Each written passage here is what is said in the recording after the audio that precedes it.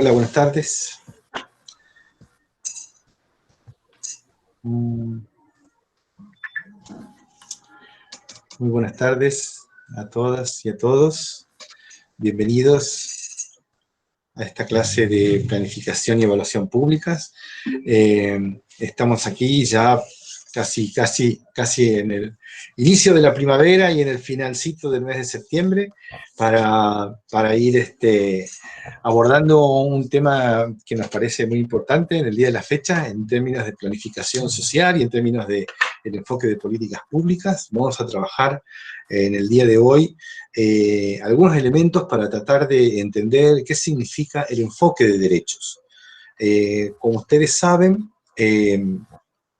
la idea del enfoque de derechos se habla mucho del enfoque de derechos, hay una perspectiva, digamos, que básicamente nosotros defendemos y que nosotros hemos propuesto en líneas generales para ir entendiendo qué es este enfoque de derechos, y nosotros creemos que el enfoque de derechos es un enfoque clave en políticas públicas.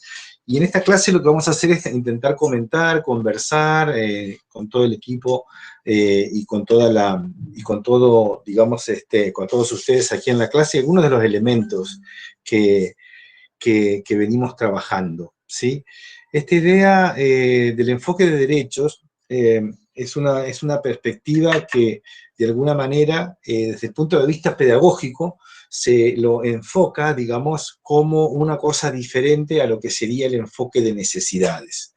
Y en ese sentido, estamos teniendo como una percepción y una concepción de la sociedad, digamos, de sujetos de derecho, de seres humanos que en sí mismos, digamos, tienen atributos, todos los atributos del ser humano, digamos, se reflejan en lo que son los atributos de los derechos del ser humano, de los derechos humanos. Esto ya vamos a ver desde la Declaración Universal de los Derechos del Hombre, digamos, y del Ciudadano, en la Revolución Francesa en adelante, ha tenido, digamos, un fuerte desarrollo. La Revolución Francesa colocó los temas que tienen que ver con la igualdad. Los hombres son iguales ante la ley, ¿sí? Si bien, digamos, la idea de la igualdad era una idea que los revolucionarios querían llevarla hacia un punto de igualdad, digamos, material entre los seres humanos, de igualdad y justicia y equidad, la Revolución Francesa lo llevó a colocar como igualdad ante la ley. Esta igualdad ante la ley, digamos, ha sido desde allí, desde hace ya más de 200 años, una continuidad en los gobiernos democráticos de todo el mundo. Esa fue la primera explicitación de los derechos del hombre y del ciudadano.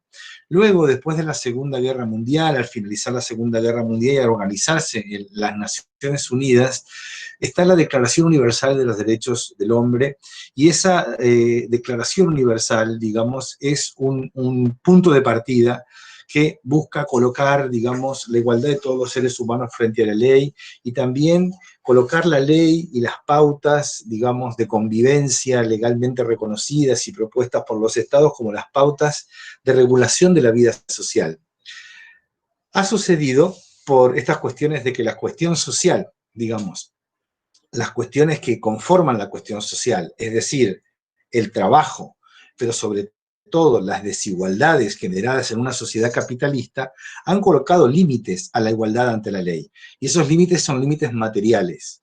Por lo tanto, el Estado liberal en el sentido, digamos, de lo que reflejan los derechos de la Constitución Nacional, no era un Estado que se ocupaba estrictamente, digamos, de los derechos de la cuestión, de los derechos sociales, sino que se ocupaba de la salud y de la educación básica, y a partir de allí, digamos, la misma sociedad tenía que regular cómo era que se desarrollaba su equidad y su igualdad.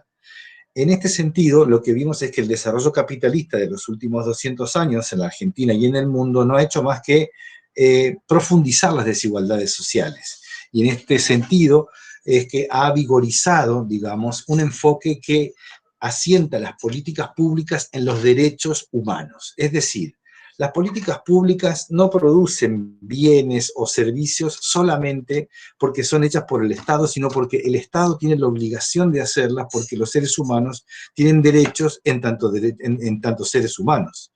Entonces, allí justamente entramos a trabajar la idea de esta disquisición, digamos, y aquí tomamos una tabla que hemos elaborado tomando como base justamente un artículo que es un artículo de Save the Children, donde se distinguen los dos enfoques, el enfoque de necesidades y el enfoque de derechos humanos. Ustedes lo van a ir percibiendo en la medida en que podamos ir haciendo un contrapunto entre estos dos aspectos, ¿sí?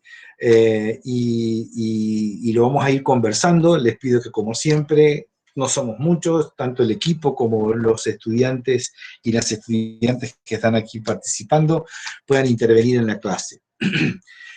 Un primer disparador para poder iniciar un diálogo, podríamos decir el siguiente. Estamos acostumbrados a hablar de enfoque de derechos en políticas públicas. ¿Ustedes les suena mucho, les suena poco? ¿Cómo es esto? Si por favor nos pueden responder a través del chat o a través de la apertura del micrófono.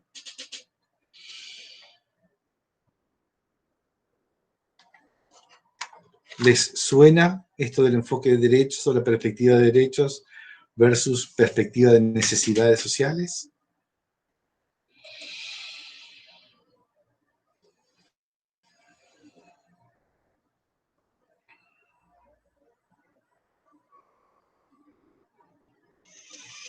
A Germán sí le suena, muy bien.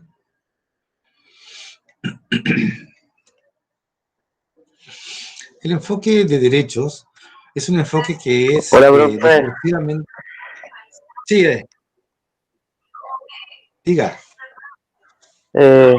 No, le iba a decir que nosotros lo damos, lo que hacemos la orientación en política social, lo damos.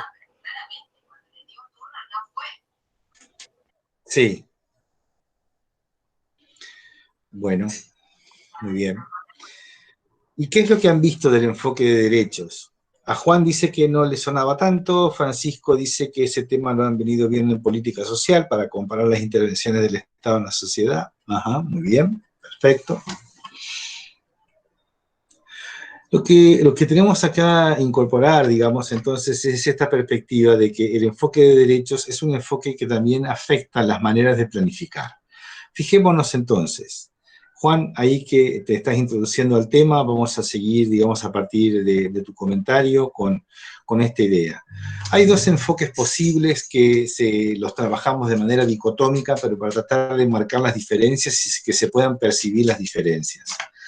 El enfoque de necesidades, digamos, es un enfoque que es completamente, diametralmente opuesto al enfoque de derechos para concebir, para implementar, para ejecutar y para evaluar las políticas públicas y sobre todo las políticas sociales. ¿Sí? A partir de un enfoque de necesidades, lo que vamos a identificar podríamos denominar como un stock de la falta. Es decir, lo que le falta a las personas para poder realizarse como personas.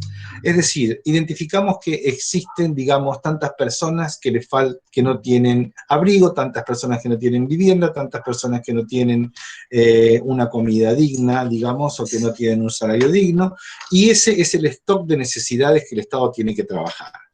En la medida en que tenga recursos para trabajar ese stock de necesidades, ese stock de bienes que están faltantes en la sociedad, digamos, el Estado va a tratar, digamos, de ir resolviendo ese faltante. Está claro que esto, entonces, el Estado, además, no es un Estado eternamente el mismo, sino que es un Estado que tiene gobiernos diferentes, gestiones diferentes, y que tiene gestiones y líderes y partidos políticos que tienen diferentes valores en términos de lo que significa el rol del Estado. Por lo tanto, podemos tener perspectivas que sean fuertemente intervencionistas del Estado o perspectivas que sean donde predomina un enfoque de mercado. Sin embargo, el stock de necesidades sigue siendo el mismo en un caso y en otro. En el caso de los derechos, lo que trabajamos es justamente con la condición humana como base de los atributos del ser humano, como base para pensar la perspectiva de la política pública. Entonces, fíjense que el stock de necesidades está planteado o como una cuestión caritativa de la caridad privada o como una cuestión de concesión de un Estado que piensa que tiene que trabajar con el stock de necesidades. Del otro lado, fíjense, desde una perspectiva de derechos, esta perspectiva hace eje en la responsabilidad pública, en la base legal, en la base moral, en la obligación y en el deber por parte del Estado de atender a las necesidades, y no solamente a las necesidades, sino también al uso y al goce de los derechos.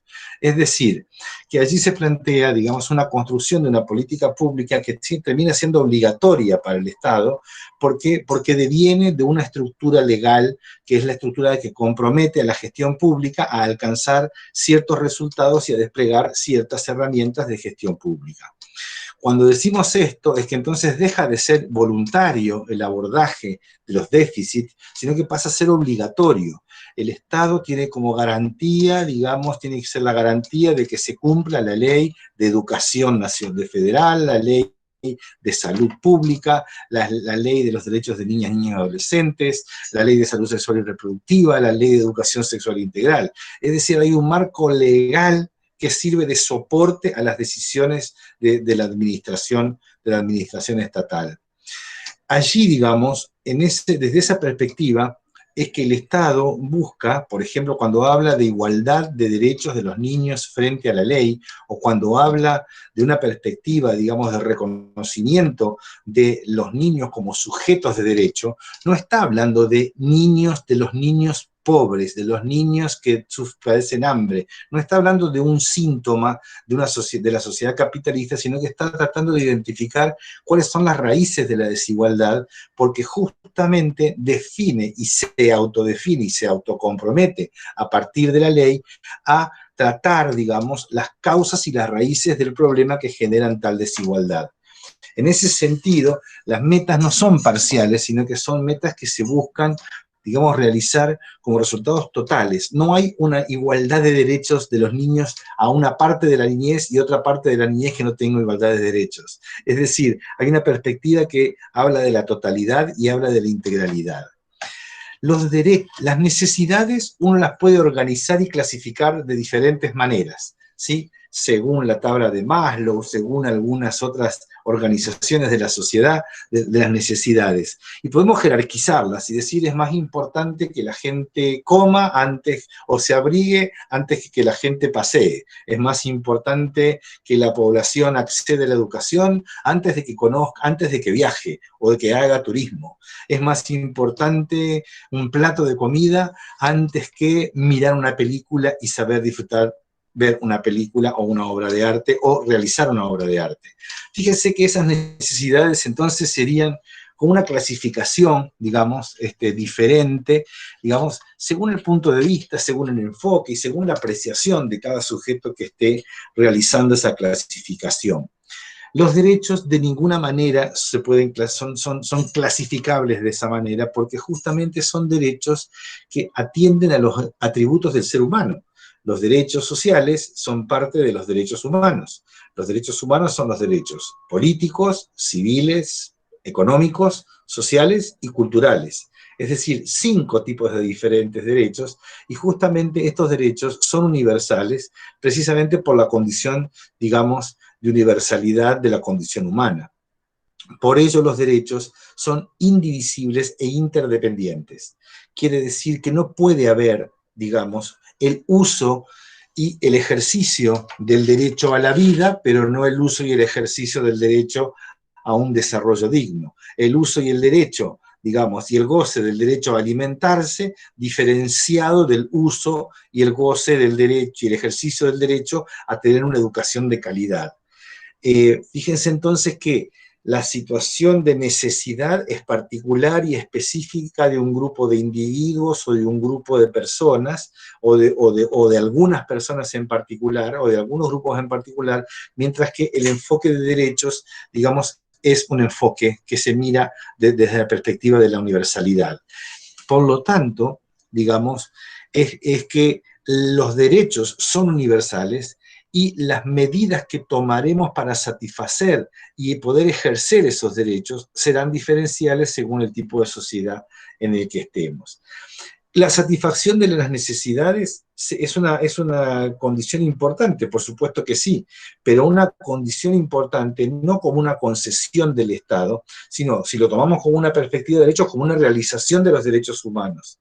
Es decir, y justamente esta idea de que la satisfacción es parte del ejercicio de los derechos humanos es porque la persona humana tiene derecho a participar, tiene derecho a decidir, tiene derecho a elegir sobre cómo es que van a satisfacerse esas necesidades. Y obviamente que esto tiene toda la mediación política y toda la mediación de la política, del triángulo de gobierno, de la propuesta de gobierno, de las capacidades de gobierno y también de la gobernabilidad del sistema. Sí, por favor. Sí, simplemente también que en la misma línea en lo que planteas, los derechos fijan en todo caso un piso, un punto de partida, como bien decís, con una característica de universalidad, que para nada son el techo, digamos, a donde llegar solamente, sino que fijan en todo caso un punto de referencia que una sociedad en determinado momento acuerda que es digno para sus ciudadanos, digamos, ¿no? Y ciudadanas.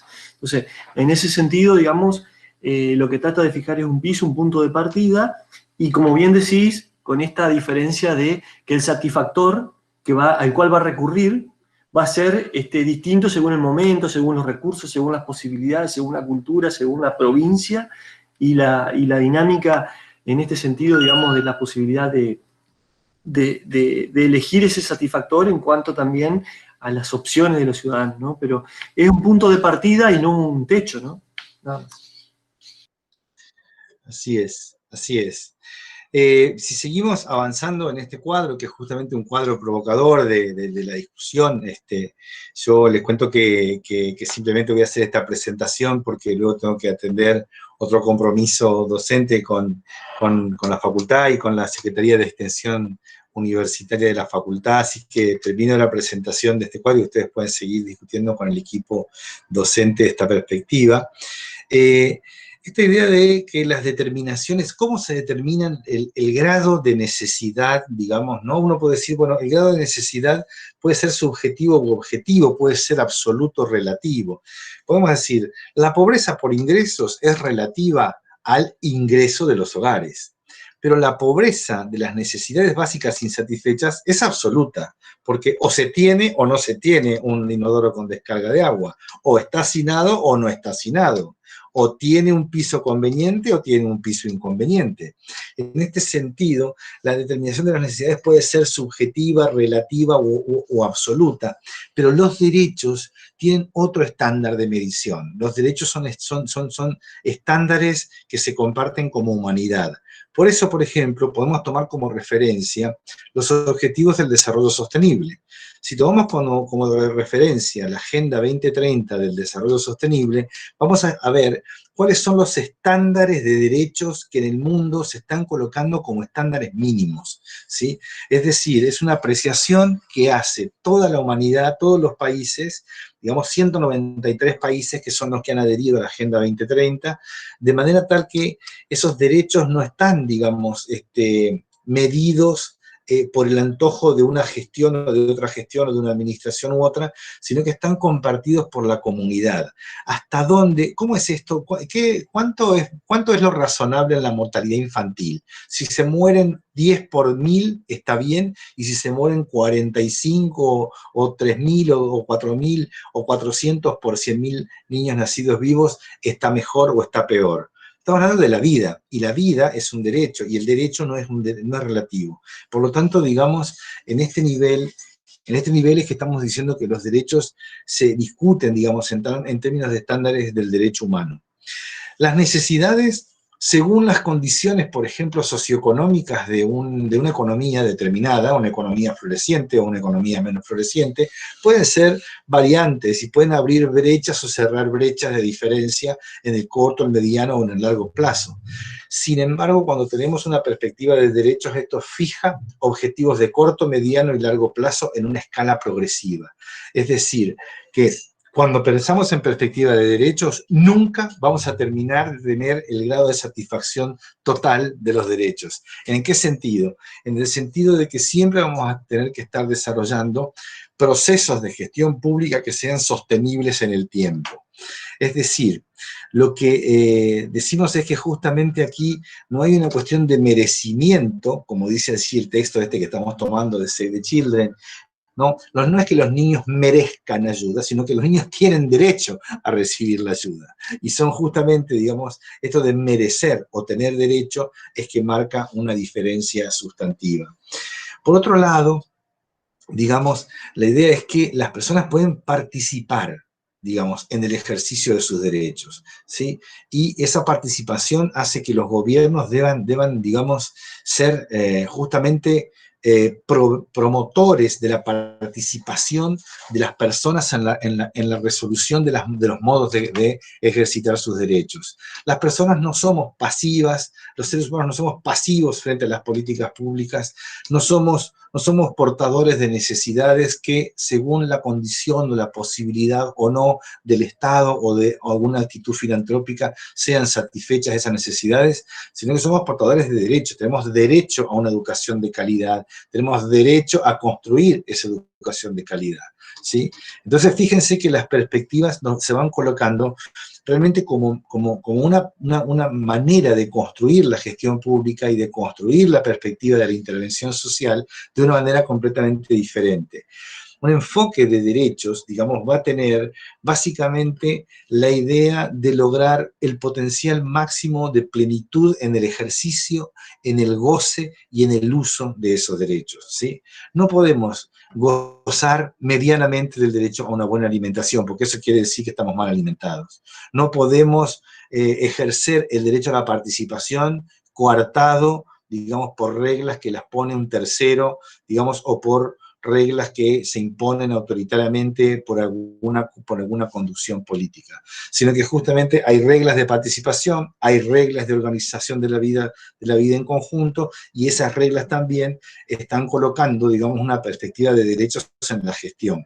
Por eso nos gusta decir que la planificación social y la gestión social y la gestión pública siempre se encuentran en un campo intermedio de elaboración, siempre dinámico, entre lo que es el deber ser de la ley, es decir, el derecho que se fija en la estructura legal del Estado respecto del reconocimiento de los derechos de todos los seres humanos, y del otro lado, las brechas, ¿sí? Es decir, cuando tenemos, digamos, por un lado, la obligación legal de hacer cumplir, digamos, un sistema de derecho frente a un conjunto de necesidades que la población tiene, se arma esa brecha, y es en esa brecha en donde se despliega la elaboración de las políticas públicas, la planificación en un sentido estratégico, y básicamente la posibilidad de pensar que las políticas públicas son para la realización de los derechos de las personas, no ya centrado, digamos, en el gobernante, sino centrado en el destinatario de las políticas. Y por eso es que decimos que esta idea de los derechos, digamos, es una manera de pensar la gestión pública centrada en los ciudadanos, en los grupos sociales, en la diversidad de lo social, y por supuesto atendiendo a las necesidades, pero no como una concesión del poder, sino como un reconocimiento y un otorgamiento hacia el uso, el ejercicio y el goce de los derechos. Los derechos, el enfoque de derechos se concreta con el uso del derecho. Si yo tengo derecho a la educación de calidad, pero no puedo usar una escuela para poder tener una educación de calidad, no estoy accediendo a mi derecho.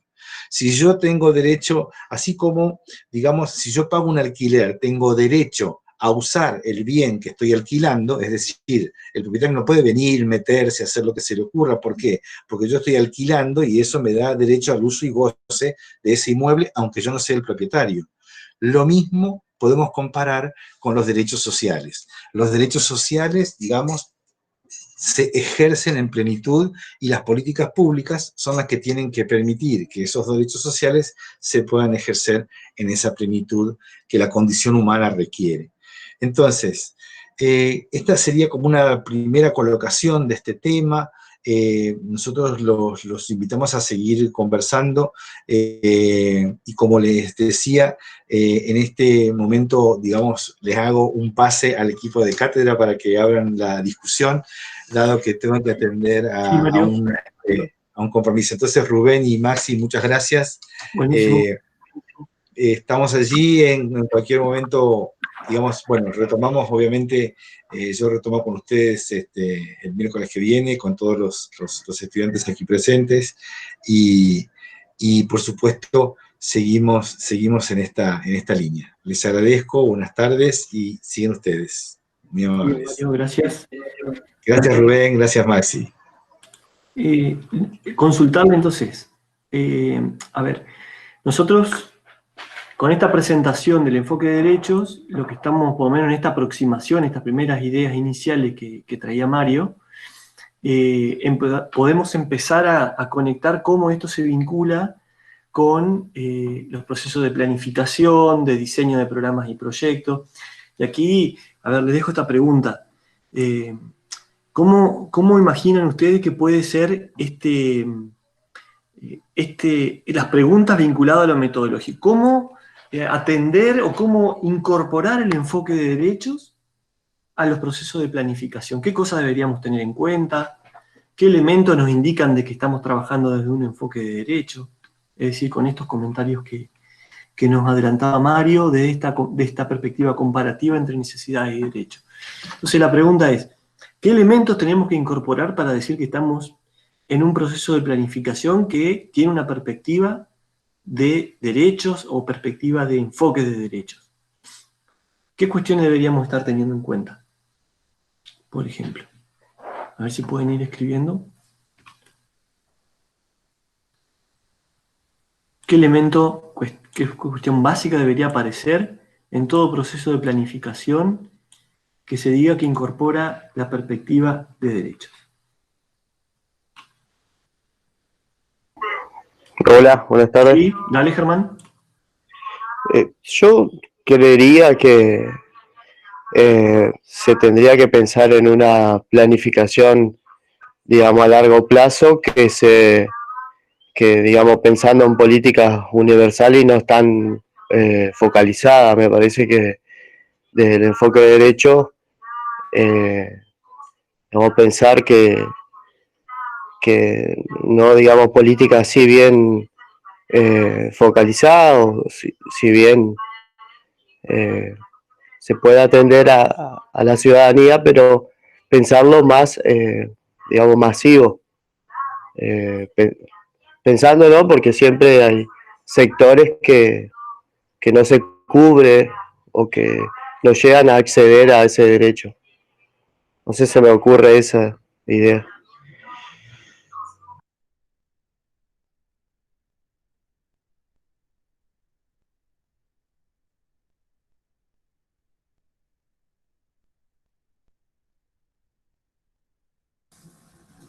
Yo tengo un comentario para hacer, Rubén, de ser posible. Ahí tenés el micrófono apagado por las dudas. Sí, les preguntaba si estaba compartiendo pantalla aún todavía, perdón. Dale, Maxi. Sí, mi comentario tiene que ver en línea con lo que Germán compartía recién, donde reflexionaba sobre el enfoque de derechos contra el enfoque de necesidades. Entiendo que en relación al diseño y la implementación de políticas sociales, que es donde un poco se contrapone la perspectiva universal contra la perspectiva focalizada. En esa línea, siguiendo con esa línea, y apelando un poco a un ejercicio reflexivo, digamos, les propongo que pensemos, que nos podamos imaginar, que nos podamos situar en un rol más activo en relación a nuestro posicionamiento como actores que planifican. Imagínense que cada uno de ustedes está a cargo de una oficina municipal o provincial y tienen por delante la consigna de llevar a cabo el diseño de un proyecto, de alguna temática que les dejo libre para que puedan seleccionar donde se sientan más cómodos y cómodas, pero digamos que un poco la exigencia, si se quiere, o la pauta de ese formulario de proyecto, de ese diseño, sea hacerlo desde una mirada integral y desde el enfoque de derechos.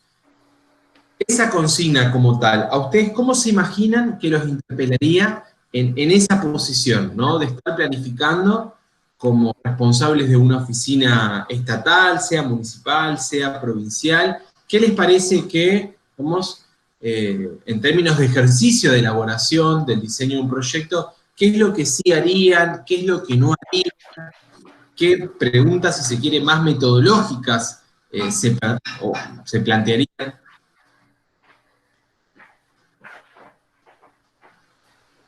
Ahí Francisco compartía en el chat una reflexión que dice: podría ser el pasar de una lógica racional ajena a las vivencias de los ciudadanos y reducida del gasto público a una visión más integral, contextualizada, situada en las carencias de las personas, que haga eficaz el uso del gasto público. Me parece que hay dos palabras que aparecen como destacadas, si se quiere, en relación a esta introducción que estamos haciendo en el tema. Una es la palabra integral, que mencionó Francisco, y otra es lo que dijo Germán, de la idea de planificación con una perspectiva de mediano plazo, que también, digamos, remarcó un poco, si se quiere, el espacio temporal de la planificación, en el caso de Germán, y la idea de la mirada integral, en el caso de Francisco. Sí. Acuerdo, y me parece que van en línea de las reflexiones que estamos Agregar ahí, Francisco pone... Les planteo un poco como para tratar de hilar más fino, una reflexión más puntual. ¿Cómo se imaginan esto que estamos diciendo en términos de un ejercicio concreto de diseño de planificación? Si lo quieren volcar en el chat o a través del micrófono, no requiere que tengan una respuesta cerrada, ¿no? Porque estamos reflexionando. Pero la idea es como tratar de imaginarnos en esos lugares de actores que planifican. Y primero pensar en una población, y bueno, también con los recursos que se cuenta. Yo creo que es fundamental, porque a la hora de la implementación de la política, digamos, los recursos del Estado a veces no llegan, digamos, no se cuenta con esos recursos, y entonces planificar teniendo en cuenta los recursos y también, bueno, viendo el tiempo, estimar el tiempo, la población, y bueno, tendría que pensar un poco más en otras cuestiones. Exacto. Bien, Germán.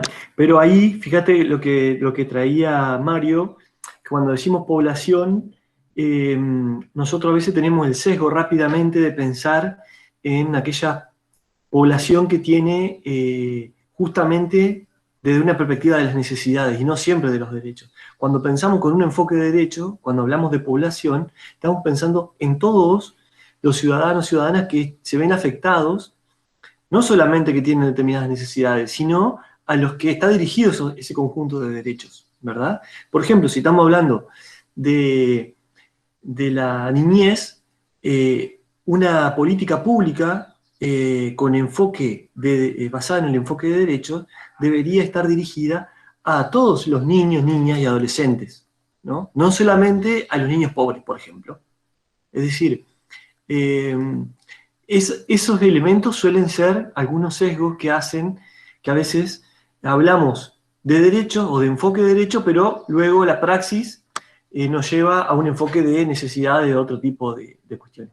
Y simplemente agregar a lo que decía hace un ratito Francisco, que lo escribía, cuando dice, decía, podría ser pasar de una lógica racional, esto que decía Maxi, ¿no?, ajena a la vivencia de los ciudadanos y reducida del gasto público a una visión más integral, contextualizada, situada en las carencias. Justamente, es más allá de las carencias. Es decir, las carencias pueden estar, hay que atenderlas, son importantes, pero el enfoque de derecho levanta la mirada y no dice no se atiendan las carencias, dice estamos trabajando un piso que supera las carencias y pone a todos en igualdad de condiciones. Y ahí, en cuanto a lo metodológico, que un poco iba a la pregunta de Maxi también, y la que estamos tratando de explorar con ustedes, estoy leyendo lo de Rossi, a mí me parece que toda planificación debe tener ese piso mínimo, exacto, que se debe tener para una vida digna. Tal cual. Pero iba a agregar esto, ¿cuál es nuestra referencia? Y la respuesta a veces la tenemos en los mismos momentos metodológicos de la planificación. ¿Se acuerdan que teníamos un primer momento de momento explicativo, le llamábamos, y el segundo decía momento normativo? Acá, nuestra referencia, nuestro punto de mirada, son las normas, justamente, que es donde se plasman los derechos de los cuales estamos hablando, y por eso decimos un enfoque de derechos, es tener muy presente cuál es la legislación actual respecto de determinadas temáticas en algún campo, en el campo de la niñez, en el campo de la salud, en el campo de la educación. ¿Qué dice el conjunto normativo, el plexo normativo nacional, provincial, local, respecto de la temática en la que estamos trabajando?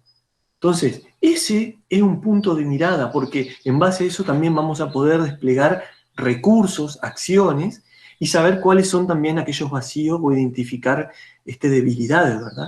Entonces, cuando trabajamos con un enfoque de derechos, metodológicamente lo primero que tenemos que hacer es un rápido reconocimiento del plexo normativo que regula y que fija estándares y pisos en el campo en el que estamos trabajando. ¿Se entiende? Rubén. ¿Sí? Sí, te quería decir a lo que vos mencionabas recién, que yo creo que nosotros estamos muy marcados con la lógica de, digamos, de políticas bien focalizadas. Me parece que pensar en una lógica de derecho, o sea, es como que quedó algo anacrónico esa idea, y que si bien, por ejemplo, pensar políticas de trabajo, no sé si toda persona adulta puede acceder a una política realizada desde el Estado, porque siempre se está pensando yo el otro día leía el tema del IFE y se está pensando desde una edad de 18 a 24, entonces si vos desde un enfoque de derechos, decís, bueno, todo ciudadano argentino que está, digamos, en situación de desempleo tendría la posibilidad, el derecho de acceder a ese bien, digamos, ese beneficio. Sí, justamente, sí, forma parte de los debates, pero me quedo con la primera parte que vos traías respecto de la focalización. Muchas veces el concepto de focalización en política pública y en políticas sociales fue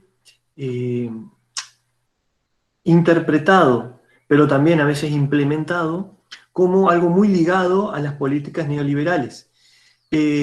La focalización en sí misma como estrategia no es mala, no es negativa, y no significa que un enfoque de derechos no admita acciones que busquen atender a una población determinada porque así lo amerita. Es decir, puede convivir tranquilamente un enfoque de derecho del proceso de planificación, en el proceso de planificación y de la gestión pública, con acciones, con planes, programas o proyectos que estén focalizados a determinadas poblaciones. Es decir, significa que porque hablamos de universalidad, significa que es para todos los ciudadanos, no. Tiene que tener determinadas características. Cuando decimos universal, tiene que ver con el concepto de universo en el que a veces nos decimos, bueno, el universo de los adultos mayores. No estamos diciendo el universo de todas las personas, porque estaríamos hablando de, por ejemplo, normativa vinculado a lo que hoy se entiende como derechos para los adultos mayores, ¿no? Una población que también implica desafíos, porque el mundo nunca ha tenido el nivel digamos, de una población, tan alta población con una media de vida cercana a los 80 años. Entonces, está desafiando al marco normativo a generar un conjunto de acciones, de políticas públicas, políticas sociales y culturales, que se generen para esa población. Ahora, no significa, cuando hablamos de universalidad, no significa que todo el tiempo estamos hablando de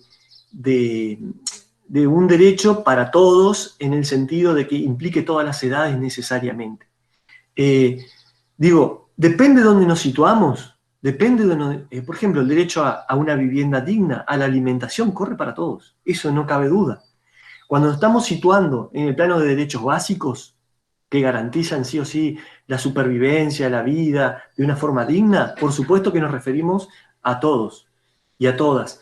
Pero cuando estamos ya hilando más fino en un conjunto de derechos, tal vez de tercera generación, donde tienen que ver ya otro tipo de variables, es necesario tal vez ser más preciso.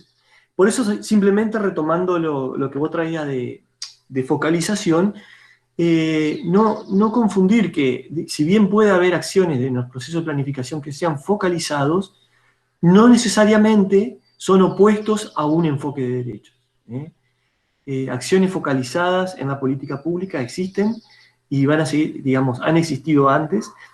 Pasa que cuando la forma de resolver la política pública solo es la forma focalizada, y en general excluyendo por algunos criterios a distintos ciudadanos, por ejemplo, como pasó con algunos planes sociales o algunas políticas vinculadas al trabajo allá por los fines de los 90, principios de los 2000, la focalización terminaba siendo contraproducente, ¿no? Pero el sentido de la focalización, lo que tenía originalmente, era de poder atender a una población que tenía determinadas características y trataba de compensar para igualar, para levantar, atendiendo el concepto más bien de equidad, no de igualdad, sino de equidad. Entonces, pero digo, a veces está como contrapuesto el enfoque de derechos contra la focalización, y no universalidad versus focalización. Y no son enfoques, a mi manera de ver, necesariamente opuestos, sino en todo caso complementarios. La universalidad sí tiene que ver con derechos, pero también tiene que ver con un grupo etario, grupo de población determinado, ¿verdad? Maxi, ¿cómo lo ves? Perdón, tenía apagado el micrófono.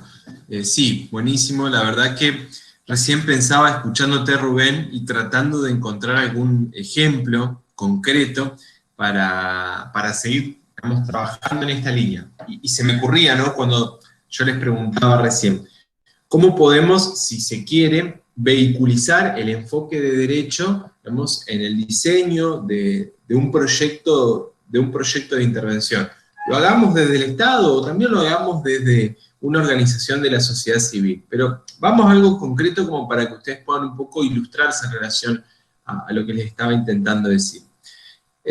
Habitualmente, los que tienen algún vínculo con oficinas de gobierno, sobre todo en el nivel local, en el nivel municipal, saben, digamos, que hay diversas convocatorias para acceder a financiamiento en el nivel local a partir de la interacción con los ministerios provinciales y nacionales. Entonces, se me ocurre lo que hace algunos años fue el Plan Hábitat, en otros momentos lo que se conoció y se conoce como el PROMEVA.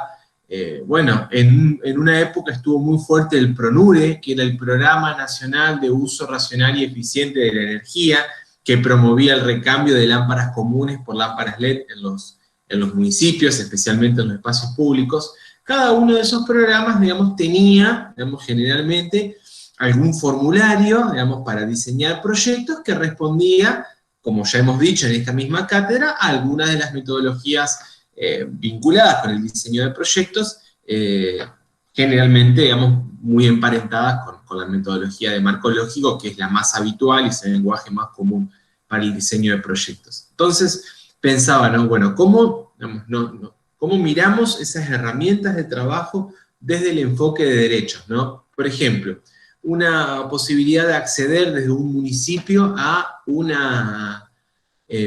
financiamiento concreto para la mejora de un espacio verde, para la mejora de un espacio público, a través de recambio de luminarias por LED, compra de nuevo equipamiento, instalación de juegos, instalación de compra de árboles y plantas para mejorar, digamos, la vivencia de ese espacio.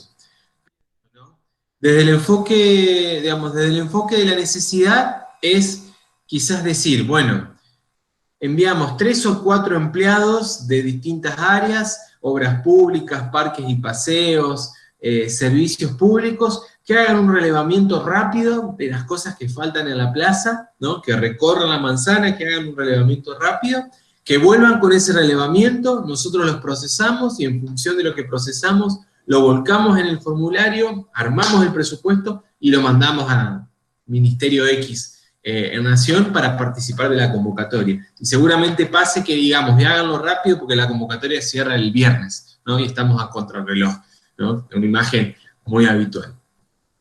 Eso sería, digamos, atender, digamos, un momento de diseño de un proyecto a partir de un enfoque más, si se quiere, de necesidades. Lo mismo, pero del enfoque de derechos, ¿qué implicaría?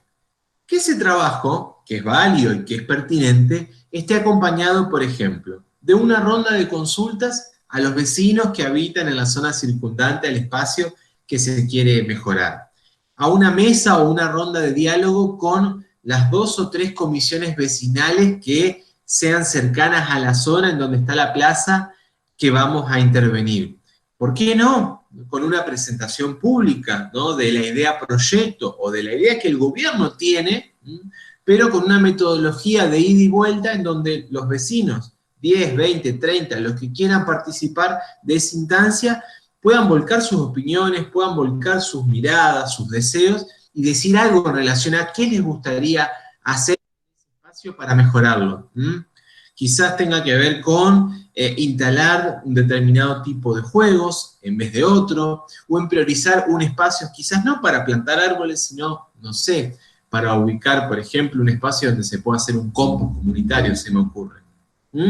Y fíjense, digamos, cómo ese esfuerzo en la reflexión que yo les estoy proponiendo tiene que ver con cambiar un chip también. Por eso yo les decía, piénsense como actores que planifican, pero también piénsense desde posicionamientos concretos, porque este juego, y por eso les mostramos el cuadro en esta idea de contraponer, digamos, un enfoque con el otro, tiene que ver con esto, ¿no? Con cambiar la mirada, cambiar un chip, y por eso un poco la reflexión en este sentido de decirles a ustedes que son futuros politólogos, futuras politólogas, decirles, bueno, a ver, buenísimo que podamos reflexionar en un orden más conceptual, más teórico, como lo hicieron muy bien en el chat, pero tratemos de ir conectando esa mirada con ejercicios concretos en materia de planificación y de diseño, ¿sí? Para que pasemos por esta materia y no nos quedemos únicamente con el manejo de los conceptos o de los momentos metodológicos, sino que también podamos ir pensando desde iniciativas concretas. Adelante, Rocío.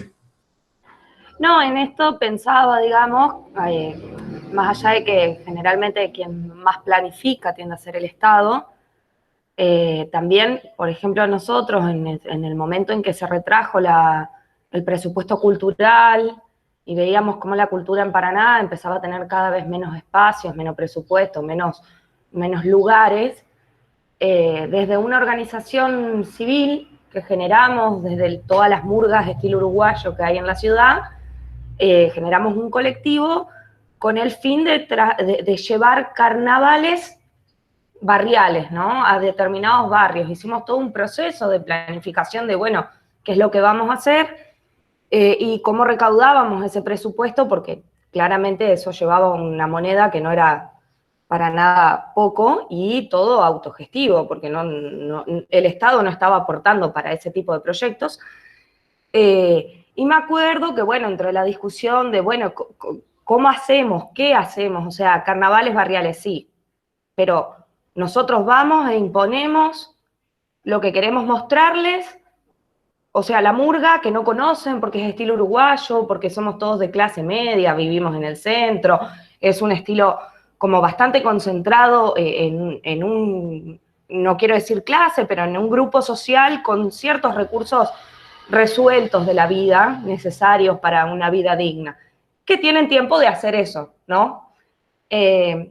Y en esta situación me acuerdo que yo lo propuse en el grupo de que por qué no censábamos o no nos organizábamos para ver qué expresiones artísticas y culturales, no solo desde el arte, tenían los barrios donde queríamos realizar estos estos carnavales, hablando con la comisión barrial o con alguna organización civil que ya estuviese instalada en ese barrio trabajando, y con los vecinos para ver también cómo los involucrábamos en el proyecto de una manera un poco más integral y que no fuese una imposición de te armo un escenario, te llevo un equipo de sonido contratado para que suene una murga que vos ni siquiera capaz sepas de qué estilo de murga, qué tipo de espectáculo te va a ofrecer una murga de ese estilo.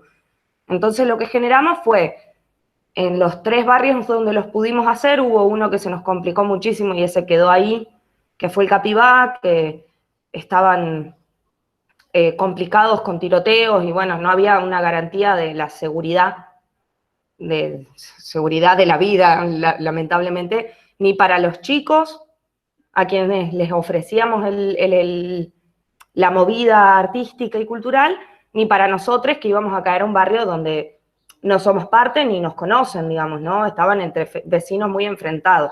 Cosa que también fue como muy impactante encontrarse esas situaciones.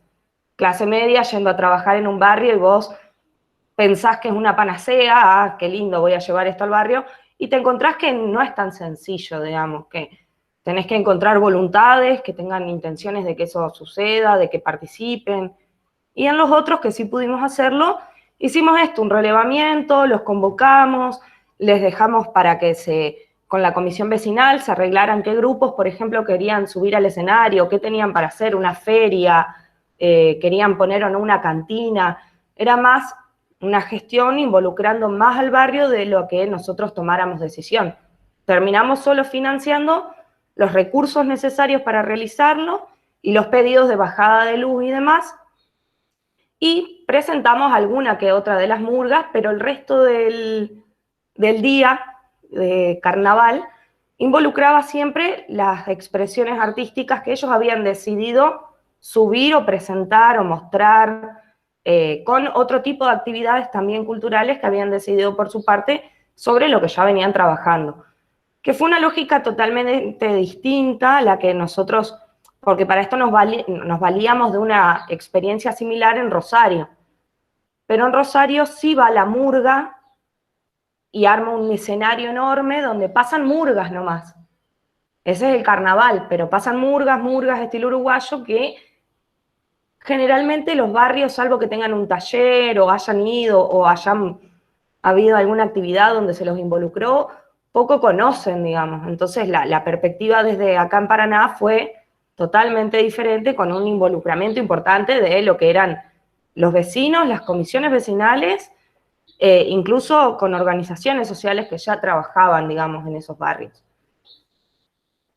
Rocío, lógicamente, digamos, gracias un poco por tu relato, digamos, cómo vos lo describís, lo contás en ese proceso, ¿no? Porque tiene que ver con las preguntas que todo el tiempo nos estamos haciendo justamente en el proceso de planificación. En esto, fíjate que en base a tu relato, todo gira en una iniciativa, digamos, que parecía que en realidad acá lo que están haciendo ustedes es respetar la iniciativa barrial, reconociendo un poco los gustos, lo cultural, por dónde pasa en ese momento epocal particular algunas demandas, y que decidieron ustedes en este caso no imponer, sino respetar justamente derechos vinculados a estos derechos vinculados a la participación, a la cultura, derecho también a la libertad, digamos, en cuanto a poder proponer cosas y no imponer, ¿no? Entonces, pues eso está bueno, y fíjate que son las preguntas que uno se plantea en un proceso metodológico de planificación, digamos, ¿no? Por otro lado, con el ejemplo que vos traes de Rosario, uno puede decir, bueno, depende de dónde uno hace foco, no es que está mal una cosa o está bien la otra, ¿no? Sino, acá el objetivo era promover cuestiones culturales en la época de carnaval en los barrios, ¿no? Para que haya una expresión de la cultura en un determinado contexto, ¿no? Y tomando las iniciativas barriales. Si ese era el objetivo, se cumplió en base a esos dilemas que ustedes tuvieron. Significa que cuando hay alguna iniciativa con un corte cultural definido, por ejemplo, con el estilo de murga, o si podría ser folclore o danzas árabes, o podría ser tantas expresiones culturales, desde la música a no sé, a la danza o a otro tipo de expresiones culturales, lógicamente hay que ver cuál es el foco, ¿no? Entonces, siempre teniendo en cuenta que los procesos, por ser participativos, no son más sencillos de gestionar, no son más fáciles de gestionar. Inclusive, tal vez, el aspecto de la participación merece una reflexión aparte, digamos, cómo es la participación, ¿no? Cómo gestionar la participación cómo, con quiénes y de qué forma, pero simplemente agregar en este sentido que sí, uno puede reconocer que si bien no es más sencillo cuando algo es participativo, cuando un proceso de planificación recupera la voz, el sentir y también el deseo de los otros que están involucrados, ese proceso se hace más legítimo, le da mayor validez, le tiene mayor peso, es respaldado por todos los actores. Es decir, no digo que está exento de posibilidades de fracaso, si quieren la palabra, pero al menos va a tener mayores niveles de apoyo y de acompañamiento a una iniciativa que intentó ser consulta, que trató de ser participativa, de recuperar los gustos y los intereses, y no aquella que es impuesta por el interés de alguno, ¿verdad? Eso siempre es así. Pero está bueno este tipo de ejemplo porque justamente el enfoque de derecho, como en todo proceso de planificación, no hay una forma de cómo hacerlo. Son estas referencias, estos puntos de partida, estos mojones que tienen que estar, digamos, y en el medio está esa tensión de cómo, hacia dónde se dirige un proceso de planificación, ¿verdad? Así que bueno, me parece que está bueno traerlo, y depende del campo, remarcar esto tal vez. En el campo en el que vamos a estar trabajando, nuestro punto de partida es conocer cuál es el marco normativo que lo regula, ¿no? Inclusive con las debilidades y las deficiencias que pueda tener, ¿no? Entonces, nosotros no podemos meternos a planificar por ejemplo, en un espacio cultural si no conocemos cuáles son las mínimas normas, tanto las ordenanzas como la normativa provincial y nacional, que nos pone un marco un encuadre y un marco de contención, y donde, a su vez, por ejemplo, si fuese en el caso del marco normativo de la niñez, la ley 26061, que tanto trajimos el ejemplo hoy, no solo es un marco regulatorio, sino que es una gran planificación de la política pública de niñez. Es decir, hay normas de la forma en que están redactadas que realmente son grandes directrices a dónde debe ir la política de niñez a nivel nacional, provincial, municipal, y regulando no solo las acciones del Estado, sino también de los privados, de la sociedad civil. Entonces, obviamente no digo que todas las normas lo son así o están redactadas de esta manera, pero mucho del marco regulatorio del cual ha transcurrido desde el año 2005 en adelante va en esa línea, digamos, ¿no? En el campo de la salud mental, en el campo de lo ambiental, del medio ambiente, en el campo de la niñez, en el campo del trabajo y de la educación, nos han dado grandes marcos regulatorios bien interesantes para los procesos de planificación en políticas públicas. Por eso tenemos que ser conocedores de ese punto de partida para saber hasta dónde podemos ir con la planificación. Por mi parte, Maxi, no sé vos cómo lo ves, ustedes también, muchísimas gracias, Juan, Francisco, Germán, Rocío, por ejemplo, por la participación. Me parece que está bien para la clase de hoy, para trabajar el enfoque de derecho, lo podemos seguir conversando, pero tener presente, el enfoque de derecho es un enfoque transversal para todo proceso de intervención, de planificación, de evaluación, ¿no? Tenerlo presente y implica este esfuerzo deliberado de conocer el marco normativo, cómo lo traducimos a lo metodológico, y cómo esto se plasma. Y estar con una vigilancia epistemológica permanente de no estar diciendo que trabajamos con el enfoque de derecho y luego hacemos prácticas desde el enfoque de las necesidades, no porque esté mal, sino porque tal vez nos lleva a ciertos reduccionismos o a ciertos sesgos que nos van a hacer un corrimiento de la perspectiva, ¿verdad? Maxi, no sé si vos querés agregar algo o vamos cerrando la clase de hoy.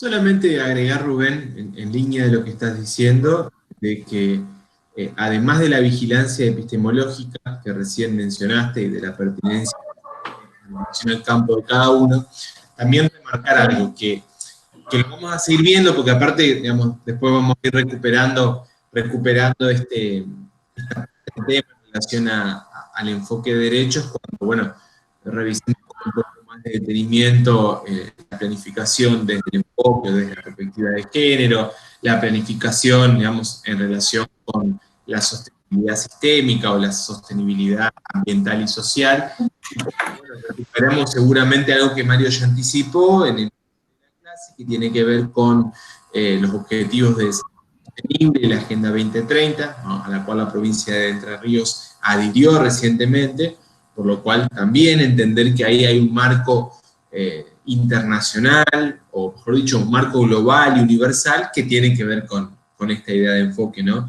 Un poco, bueno, recuperar eso también para que ustedes entiendan esta clase como una puesta en tema, ¿no?, o una puesta a tono en relación a este tema, y que la idea del enfoque de derechos, como bien mencionó Rubén, no se restringe solamente a gestionar la participación o habilitar canales de participación, lo cual no deja de ser muy importante, y en contextos como los actuales, con el nivel de complejidad que hay en relación si se quiere, a los regímenes de gobierno y a los regímenes democráticos, bueno, todo aquello que fortalezca, ¿no?, la democracia y la buena gobernanza es positivo, pero eso no significa que en términos de proceso de diseño metodológico sea más sencillo, sino que por el contrario, y creo que el ejemplo que Rocío compartió en la clase de hoy es muy bueno para graficar y para ilustrar eso. Así que bueno, un poco que se vayan con esta idea, como para empezar también a revisar sus prácticas, y que tengan presente que la idea del enfoque de derechos no solo tiene que ver con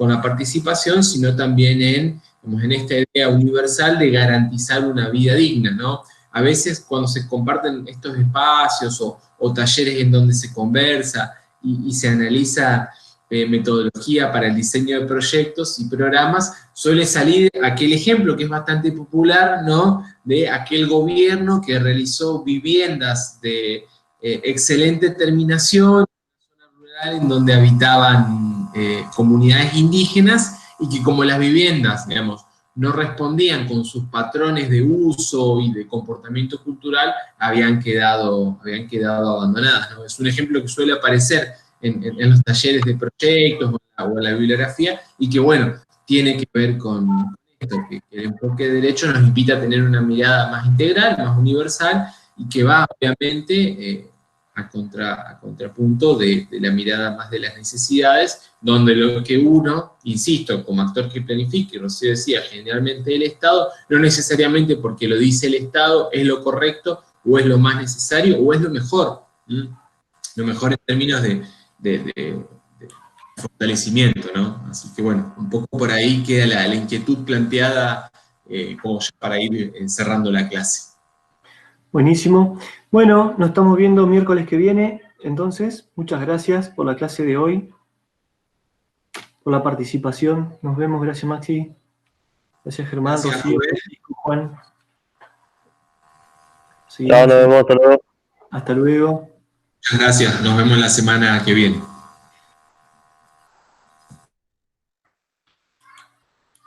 Chao, Maxi. Nos vemos. Adiós.